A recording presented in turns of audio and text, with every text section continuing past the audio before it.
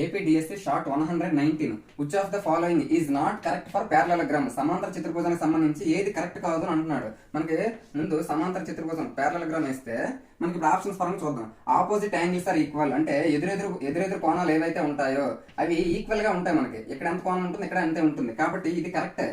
Next adjacent angles are supplementary, అంటే సంపూరకాలు. Adjacent angles అంటే ఆసన్న కోణాలు, పక్క కోణాలు సంపూరకాలు. అంటే ఈ రెండు కోణాలు కలిపితే మనకి సంపూరకాలు 180 డిగ్రీస్ వస్తుంది. ఒకవేళ ఈ రెండు కలిపినా కూడా 180 డిగ్రీస్ వస్తుంది, కాబట్టి ఇది కూడా కరెక్ట్ అవుతుంది. నెక్స్ట్ డయాగోనల్స్ ఆర్ బైసెక్టార్స్, అంటే కర్ణాలు ఏవైతే ఉన్నాయో అవి సమద్వీకరణ చేసుకుంటాయి.